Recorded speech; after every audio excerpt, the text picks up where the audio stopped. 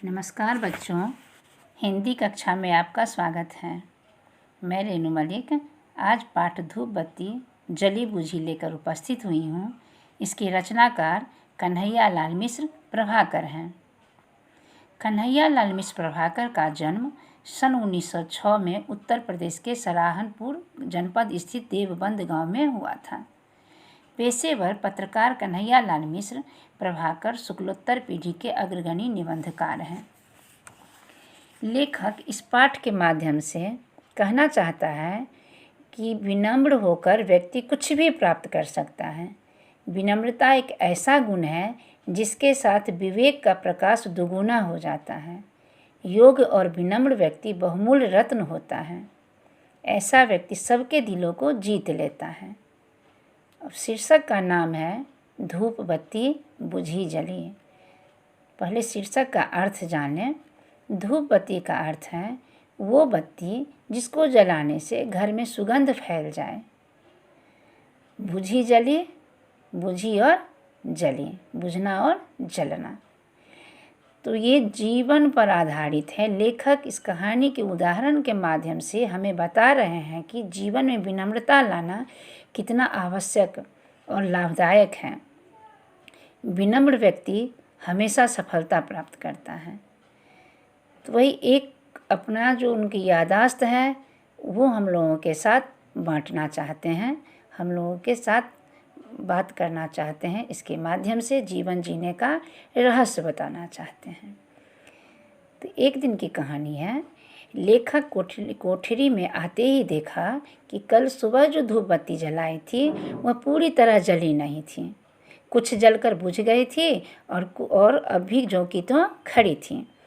मुझे वह सिर जली ऐसी लगी कि जैसे कोई मनुष्य हो, थोड़े बहुत ज्ञान से जिसका बौद्धिक जागरण तो हो गया है किंतु मानसिक विकास न हुआ हो। मतलब कहने का अर्थ है जो उनको जो बत्ती जो थी, धूप बत्ती जो आधा जला आधा वैसे सीधे खड़ा, तो वो देख के उनको लगा जो वह व्यक्ति के समान जो बौद्धिक जागरण मतलब बुद्धि तो है उसके अंदर लेकिन नम्रता नहीं है, मानसिक विकास नहीं हुआ है। इस प्रकार से बौद्धिक जागरण को ही अपना संपूर्ण विकास मानकर अहंकार में है। यह स्थिति देखकर लेखक को दया आ गई। धूप बत्ती को बिना उठाए ही फिर से वो जलाने का निश्चय कर लिया। झट दिया सलाई जलाई किंतु धूप बत्ती न जली। एक दिया सलाई जलाई, नहीं जली, फिर दूसरी जलाई, तीली जलाई, उससे भी न जली, फिर तीसरी जलाई।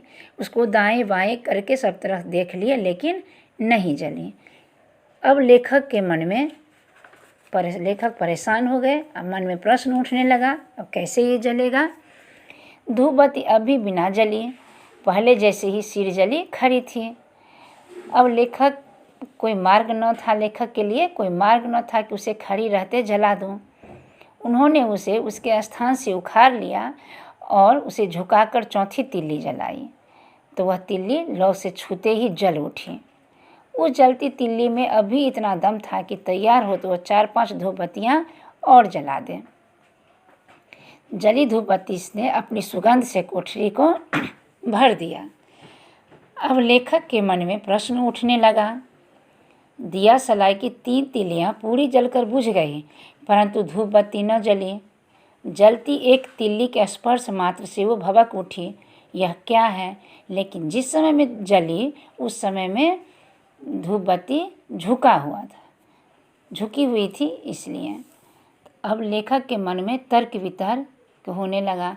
चिंतन की बारी आई, प्रश्न उठने लगा।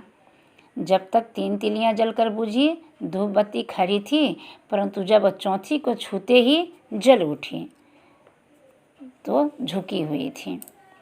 अब लेखक को उत्तर मिल गया कि किसी से कुछ लेना हो तो झुकना आवश्यक है।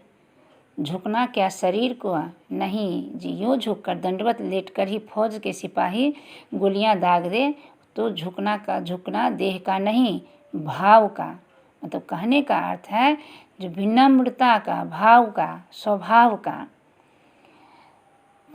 का अब जीवन में सफलता पाने के लिए या किसी से कुछ पाने के लिए नम्र होना आवश्यक है।